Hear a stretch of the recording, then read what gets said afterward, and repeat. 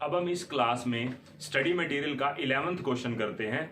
जो last class में हमने किया था प्रैक्टिस क्वेश्चन नंबर 6, वो इंपॉर्टेंट था, वैसे ही ये क्वेश्चन भी इंपॉर्टेंट है। ठीक है, अब हम क्वेश्चन रीड करते हैं। सबसे पहले देखो, क्वेश्चन में हमें ये कह रखा है, from the following particular you are required to calculate the amount of claim for the Buildwell Limited whose business premises was partly destroyed by fire. और आग लगी है 31 दिसंबर 2011 को बिजनेस प्रीमिसेस में, और सॉरी गलत वर्ड बोल दिया, सम इंश्योर्ड करवाया हमने 31 दिसंबर 11 को 4 लाख रुपए में। पीरियड ऑफ इंडेमिनिटी 12 महीने है। वैसे इन जो लॉ के अकॉर्डिंग बोले, जो इंश्योरेंस एक्ट है, तो 6 महीने का इंडेमिनिटी पीरियड होता है। अब क्वेश्चन अगर 12 महीने बोलता है तो हम उसी अकॉर्डिंगली करेंगे क्वेश्चन। आगे डेट ऑफ डैमेज है 1 जनवरी 2012, और date on which disruption of business ceased, मतलब किस दिन खत्म हो गई, डिस्ट्रप्शन खत्म हो गई, इंटरप्टेड पीरियड खत्म हो गया हमारा 31 अक्टूबर के बाद दोबारा से बिजनेस दोबारा से वैसे ही काम करने लग गया। तो 1 जनवरी 12 से लेकर 31 अक्टूबर 2012 तक। और subject matter of the policy was gross profit but only net profit and insured standing charges are include. अगर नहीं भी बोलता तो आपने स्टार्टिंग से यही तो किया है, जीपी रेशियो निकालने के लिए net profit plus insured standing charges ही लेते थे आप। उसके बाद the books of account revealed, आपको ग्रोस प्रॉफिट दे रखा है लास्ट फाइनेंशियल ईयर का 3,60,000 रुपए, और पिछले फाइनेंशियल ईयर की सेल्स भी दे रखी है हमें, टर्नओवर दे रखी है 12 लाख रुपए, which was also the turnover in this case. उसके बाद the turnover for the period 1 January to 31 October in the year preceding the loss was 10 lakh. हमें 10 लाख की सेल्स दे रखी है, जो पीरियड है हमारा कोरस्पॉन्डिंग पीरियड है, उस पीरियड की सेल्स बात कर रहा हूं।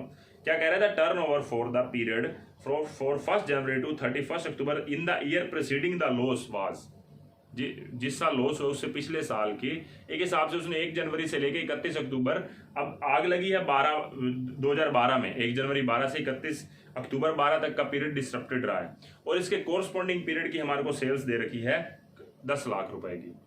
और during dislocation of position it was learn that in November December 2011 there has been an upward trend in the business done.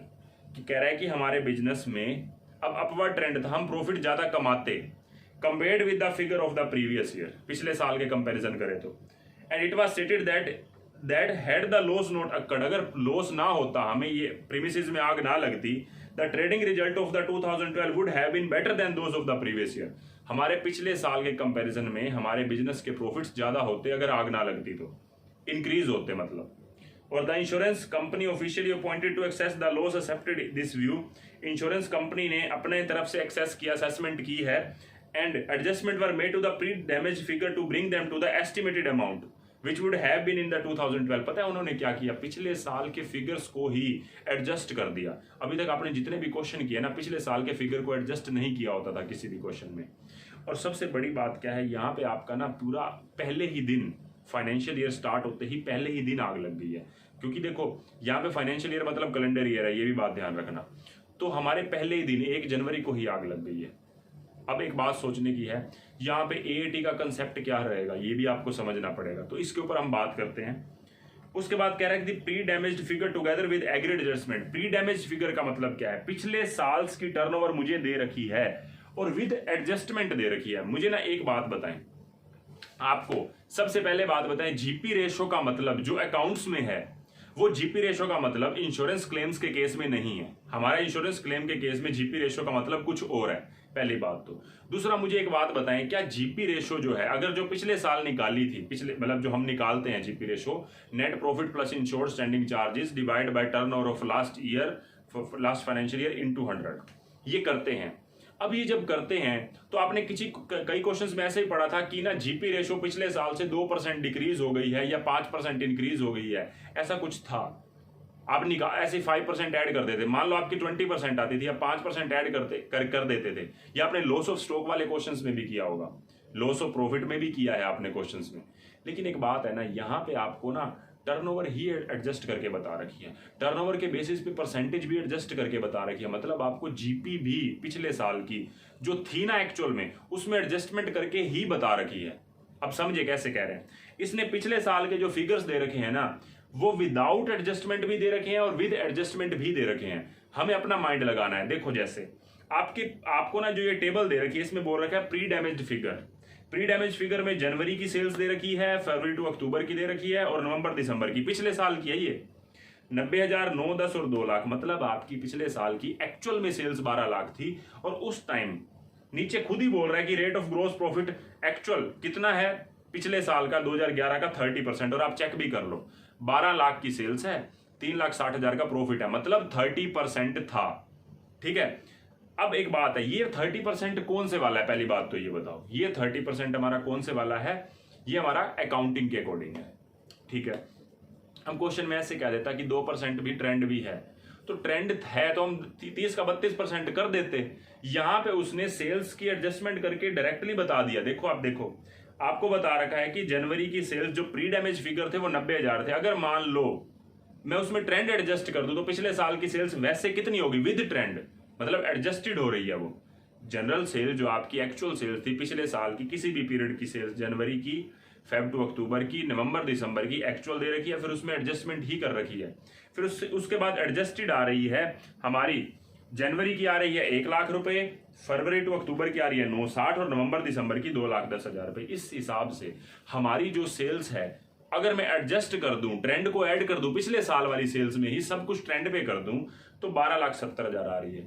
और उस साल का मेरा जीपी भी आ रहा है 4,06,400 रुपए। मतलब अगर मेरी इस साल में बिजनेस प्रीमिसेस में आग ना लगती तो पिछले साल में जो एडजस्टमेंट करी है उसके अकॉर्डिंग 32% जीपी रेशो बन रही है इन अकाउंट्स। मतलब आप चेक करके देखो 4,06,400 डिवाइड बाय 12,70,000 इंटू 100। लेकिन वही बात, मुझे अकाउंट्स वाले जीपी रेशो नहीं चाहिए। लेकिन ये कंफर्म है, मैं जीपी जो भी उठाता हूं, जो भी जीपी उठाता हूं, मैं कौन से वाला उठाऊं? विद एडजस्टमेंट उठाऊं या विदाउट एडजस्टमेंट? अगर मान लो ये विद एडजस्टमेंट की बात ना आती है, प्री डैमेज फिगर में एडजस्टमेंट कर भी रखी है या नहीं, अगर कर रखी है तो आपको वैसे कह देता कि जीपी आपकी ना 30% है, 2% का इंक्रीज है, तब भी तो आप 30 को 32 करते। तो यहाँ पे आपको डायरेक्टली जो इस जीपी दे रखी है ना, ये अकाउंट्स वाली 4,06,400 है और 4,06,400 अकाउंट्स वाली है, और टर्नओवर है विद एडजस्टमेंट पिछले साल को देखते हुए 12,70,000 रुपए इंटू 100 आप करते, बीच में इंश्योर्ड स्टैंडिंग चार्जेस ऐड करते। लेकिन एक बात को समझें, आपके पास 4,06,400 रुपए जो है ये जीपी है, ये एनपी नहीं है। आप मुझे एक फॉर्मूला बताएं, आपको पता होना चाहिए, थोड़ा टाइम लग रहा है इस पे बात को समझाने पे, लेकिन इंपॉर्टेंट है। मुझे एक बात बताएं, अकाउंट के अकॉर्डिंग जो भी जीपी निकल के आता था ऊपर से, जो ट्रेडिंग अकाउंट बना के, इस जीपी में 2 टाइप के खर्चे होते हैं एज पर इंश्योरेंस कंपनी। एक इंश्योर्ड स्टैंडिंग चार्जेस, एक अनइंश्योर्ड स्टैंडिंग चार्जेस, और नेट प्रॉफिट आ जाता है। ये आता है, ये भी मान के चलना कि क्वेश्चंस में वेरिएबल खर्चे नहीं है, थोड़ी बहुत तो माननी पड़ेगी, क्योंकि मान के चलेंगे क्वेश्चन में वेरिएबल खर्चे नहीं है। तो आपके इस जीपी में से, ये अकाउंट्स वाली जीपी है, इसमें से इंश्योर्ड स्टैंडिंग और अनइंश्योर्ड घटा दूंगा तो मेरे पास क्या आ जाएगी? Net profit. बिल्कुल। लेकिन अगर मैं आपको बोलूं नेट प्रॉफिट में इंश्योर्ड स्टैंडिंग चार्जेस ऐड कर देते हैं, net profit plus insured standing charges divide by turnover जो यहां पे होगी सेल्स इंटू 100 कर देते हैं, तो मेरे पास कौन सी जीपी आ जाती है? जीपी रेशो आ जाती है एज पर इंश्योरेंस।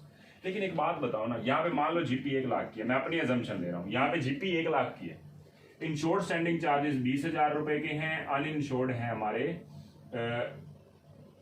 40,000 रुपए के, 40 नहीं 35,000 रुपए के। तो बताओ 1 लाख में से 55 चला गया तो 45,000 में मेरा क्या निकल के आ गया? नेट प्रॉफिट निकल के आ गया। आप मुझे एक बात बताओ, net profit plus insured standing charges करना कितना आ रहा है? नेट प्रॉफिट 45,000, यहां पे लिख देता हूं, plus insured standing charges 20,000 divide by, मान लो सेल्स 1 लाख की है, सेल्स 1 लाख की नहीं, सेल्स 5 लाख की है, इंटू 100। तो आप करके देख लो ये आपका कितना आएगा? ये आपका निकल के आएगा 13%। आप चेक कर लो, नेट प्रॉफिट में इंश्योर्ड स्टैंडिंग चार्जेस ऐड कर दूंगा इंटू सेल्स मान लेते हैं 5 लाख रुपए की, तो मैंने किया 13% आ गया। आप एक काम करो ना, 1 लाख रुपए में से 1 लाख रुपए में से अनइंश्योर्ड स्टैंडिंग चार्जेस लेस कर लो, तब भी वही आंसर आएगा। आप चेक कर लो, मतलब नेट प्रॉफिट में इंश्योर्ड स्टैंडिंग चार्जेस ऐड करो या जीपी में से अनइंश्योर्ड स्टैंडिंग चार्जेस लेस करो, आपका ऊपर वाला न्यूमरेटर सेम आने वाला है। मतलब मैं क्या बोलूंगा यहाँ पे, 1 लाख रुपए में से आप अनइंश्योर्ड स्टैंडिंग चार्जेस 35,000 लेस कर लो, इस क्वेश्चन के लिए सिर्फ इंटू 100, तो 65,000 रुपये आपका आ जाएगा। ये यहां पे भी 65 आ रहा था ऊपर, यहां पे भी 65 था। 45 प्लस 20 कर लो, 45 में 20 ऐड कर लो, या 1 लाख में से 35 लेस कर लो। मेरे कहने का मतलब है जीपी रेशो जो इंश्योरेंस क्लेम के अकॉर्डिंग निकाली जाती है उसका फॉर्मूला है net profit plus insured standing charges. अगर क्वेश्चन में ये इन्फॉर्मेशन दे रखी है, लेकिन अगर ये नहीं दे रखी तो दूसरी क्या है, अगर जीपी मुझे एज पर अकाउंट्स दे रखा है तो जीपी में से, उस जीपी में से जो एज पर अकाउंट्स है उसमें से अनइंश्योर्ड स्टैंडिंग चार्जेस लेस कर दो, तब भी हमारा GP as per insurance company आ जाएगा। ठीक है, तो इस जीपी में से जो अकाउंट्स के अकॉर्डिंग है, इसमें से अनइंश्योर्ड स्टैंडिंग चार्जेस मैंने लेस कर दिए, डिवाइड बाय टर्नओवर इनटू 100, तो मेरी जीपी रेशो आ गई एज पर इंश्योरेंस कंपनी। इसमें इसको इस क्वेश्चन में अप्लाई कर लो बस इस बात को, तो मैं कर देता हूं बस।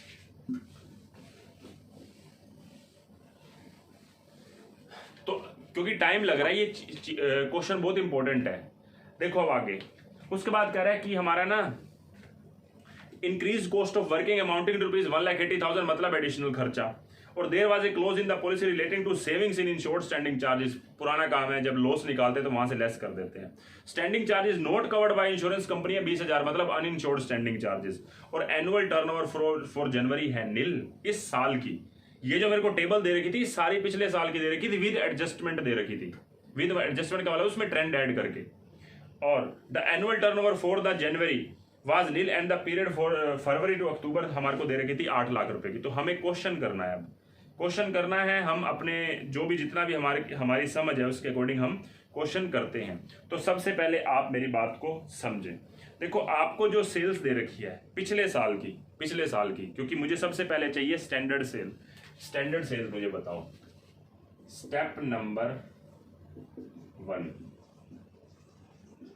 Calculation of short sales. Question में ज्यादा देर नहीं लगने वाली, मेन बात समझानी थी ना उसमें लगनी थी। स्टैंडर्ड सेल्स, सबसे पहले मुझे बताएं स्टैंडर्ड सेल आपकी कितनी है।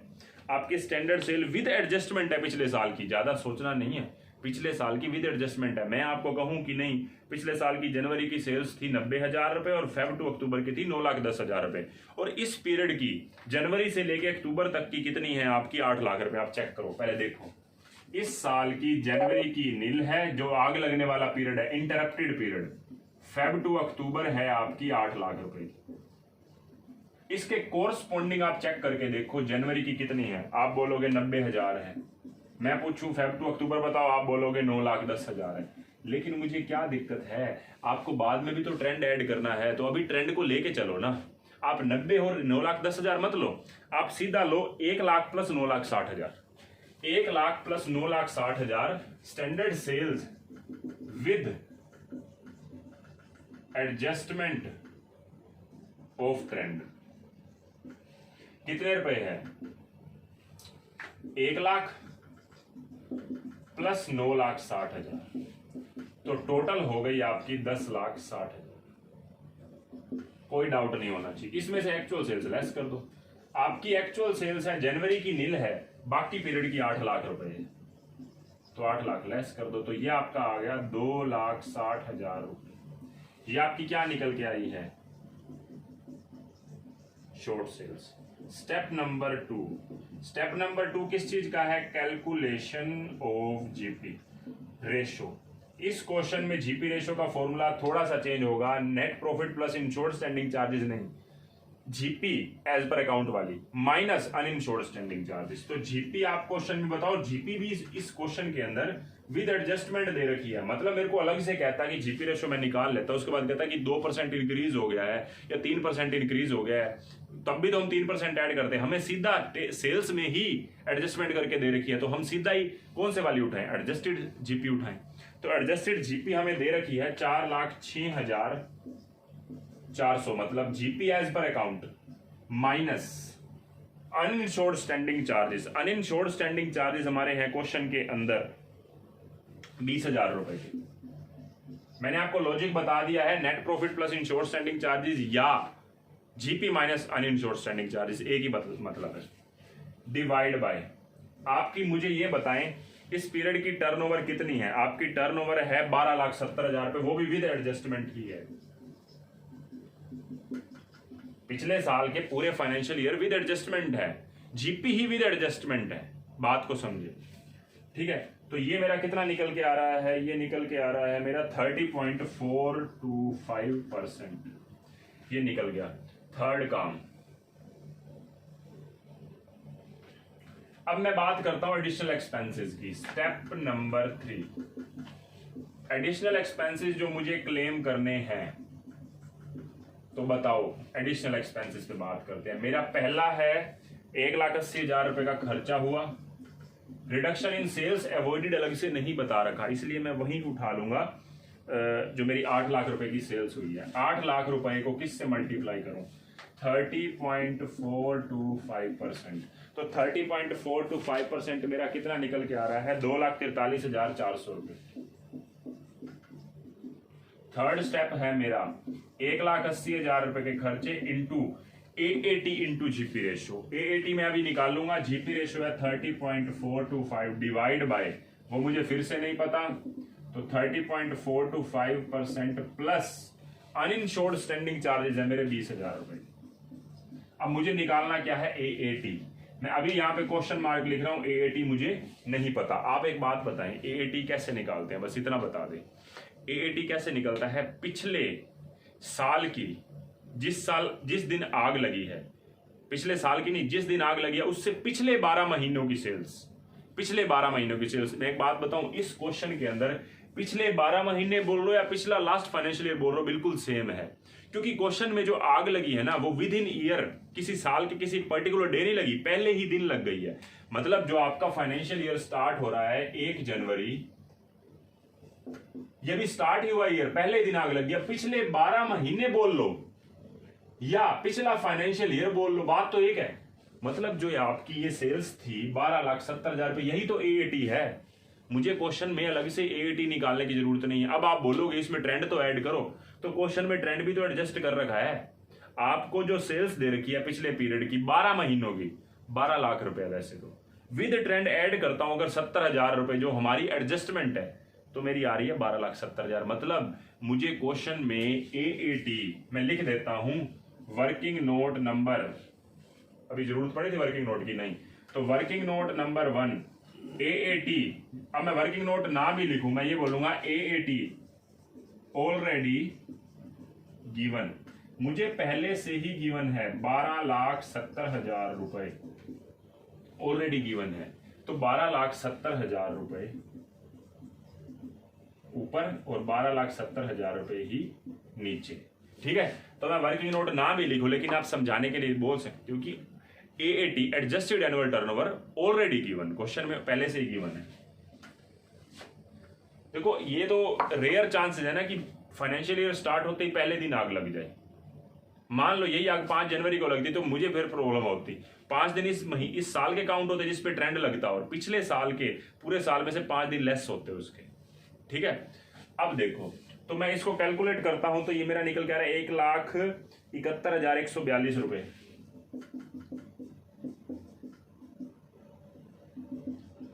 ठीक है, अब इन तीनों में से कम है हमारा 1,71,142, तो एडमिशेबल या एडमिटेड जो होंगे रुपीज 1,71,142 रुपए। ये आपका स्टेप नंबर 1, 2, 3 हो गया।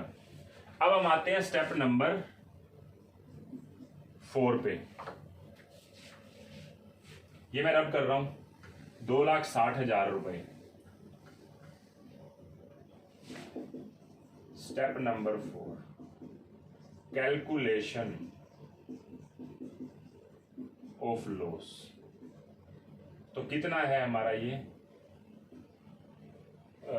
है हमारा, कितना निकला था हमारा, शॉर्ट सेल्स निकली थी 2,60,000 रुपए। लॉस ऑफ प्रॉफिट 2,60,000 इंटू 30.425%, ठीक है। तो ये हमारा निकल के आ रहा है 30 इंटू 4 to 5% करता हूं 79,105।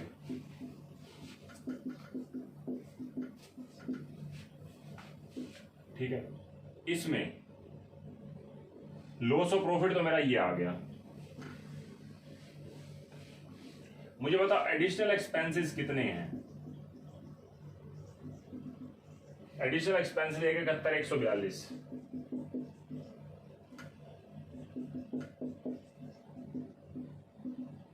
Minus savings in insured standing charges.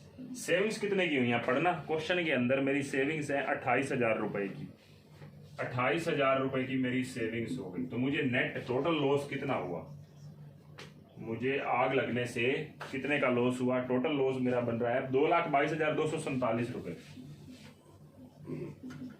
बस हमारा लास्ट स्टेप है अब स्टेप नंबर 5, इसमें हम क्लेम निकाल देंगे बस। तो कैलकुलेशन ऑफ क्लेम,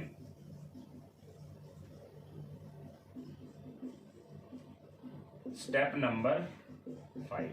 तो मुझे बताओ क्या फॉर्मूला है, loss 2,22,247 divide by AAT into GP ratio. AAT आपको पता है क्वेश्चन में कितना है, जितना भी आया था, मतलब उसको अगर मैं कर दूं, देख लेते हैं फिर भी, 12,70,000 के ऊपर 30.425% कर दें तो 3,86,400। और हमारी पॉलिसी कितने की थी, क्वेश्चन में बता रखा है 4 लाख रुपए की।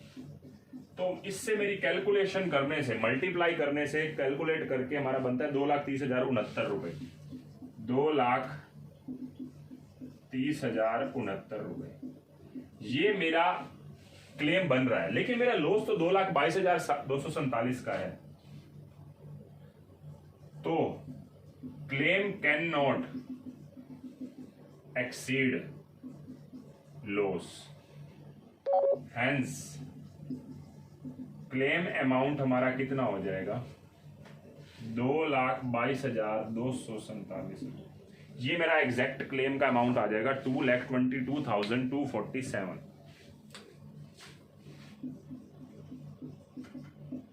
ठीक है, तो ये हमारा सॉल्यूशन था। देखो दोनों क्वेश्चन में था दम, मतलब बाकी क्वेश्चंस के मुकाबले मुश्किल थे, इसलिए ये वाले क्वेश्चन तुमने दोनों करने हैं अच्छे से। एक बार हाथ से भी करके देखोगे ना, क्योंकि मैंने बताया कि इनमें से एक क्वेश्चन शायद पिछले वाला जो क्वेश्चन था वो एग्जाम में आया हुआ है नवंबर 19 वाले में, तो इंपॉर्टेंट क्वेश्चन है ये दोनों। अब हमारा इंश्योरेंस क्लेम चैप्टर पूरा हो गया है, इसके बाद हम नेक्स्ट चैप्टर अब स्टार्ट करेंगे। अभी इस क्लास में इतना ही, बाय बाय।